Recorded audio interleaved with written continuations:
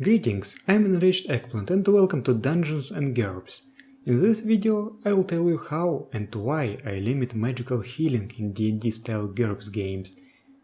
In my opinion, supernatural, that is magical, psionic, divine, etc., healing is a very important factor that affects your entire game both from the point of view of mechanics and world building. Let's go back to D&D 3.5. Cure Wounds is an iconic cleric spell, but is generally considered a very poor choice for a spell used in combat. You waste your turn recovering a little bit of HP to your ally when you could have done something better. Hit points can reach hundreds, while the spells do not scale that well, becoming less and less effective. Typically, the party just buys some wands of Cure Light Wounds to replenish their HP between fights. In D&D 5e, if I recall things correctly, you simply recover all lost hit points after resting. I always found this rest mechanic to be ridiculous. In D&D 3.5, you die once you reach minus 10 HP. This limit does not scale with level. From my small experience playing D&D 5e, one thing stuck out like a sore thumb to me. It's very hard to die at all. GURPS works differently, of course. There are no levels and no HP scaling, so your HP value will probably stay the same during your entire career. This makes every wound and every application of healing much more important. However, since there is such thing as an active defense, getting hurt in combat is actually harder than to get healed with a spell.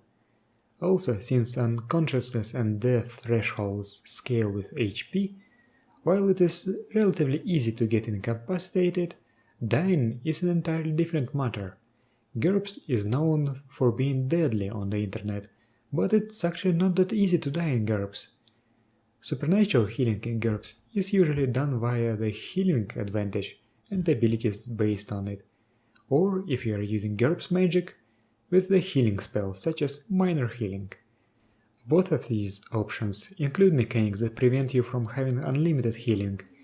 Each successful healing imposes a cumulative -3 penalty on that subject until a day passes. Both options require a roll, an IQ roll or a casting roll. Healing being a quite expensive advantage, that is 30 points, especially if you want to be able to affect non-humanoid beings, forces you to invest many points to be an effective healer. GURPS magic mages have an easier time. I have played, actually I'm still playing, in a game where one of my party mates is a psi that specializes in psychic healing. He invested many points into being a capable healer, and there have been multiple times where he brought the entire party back from the brink of death. Once that happened a couple of times, a dissonance appeared in my mind. As a player, I saw no point in being careful in combat anymore. But would the character actually do that? Would you, for example, get reckless and get yourself cut and impaled if you knew that you'd get healed back up in no time after the fight is over? Shouldn't the instinct of self-preservation still be working? So I felt that I should have been intentionally holding back in combat, but eventually I slipped and started going all out again. It felt a bit off to me. As a player, I felt that there was basically no risk anymore, no consequences, unless the enemy was strong enough that he'd kill my character in one hit instead of knocking him out, and it detracted from my enjoyment of the game. A spiked pit? Why not jump in it, take some damage, then get healed up on the other side? I do not like being too safe. But that's the mechanical gripes. From the world building point of view, if healing spells exist, why would anyone ever learn any mundane healing skills, such as first aid, physician, diagnosis? There's many medical skills in GURPS, when you can learn a spell that can do everything much easier. Sure, you could say that not everyone has a magical talent, but I feel that anyone who would have the ability to learn magic would learn healing spells and become a well-to-do magical physician for an entire town. D&D tries to forbid arcane spellcasters from taking healing spells. By default, GURPS does not. However, Dungeon Fantasy limits the healing spells to clerics. However, just like in D&D, any cleric can cast healing spells. I do not like that at all.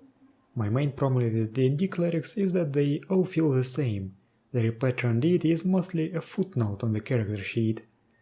In my games, clerics are limited to spells and abilities thematically appropriate to their patron deities. For more on that, watch my cleric video. Thus, healing spells are only available to clerics of deities of healing. Those deities usually require their followers to be pacifistic or ascetic, which is a harsh limitation for your typical adventuring party. I also allow healing powers to other power sources that require harsh limitations, that is chi and nature. However, I still allow alchemists to brew healing potions, but those require a lot of money and or time, which makes them much less prone to abuse, so I'm okay with that.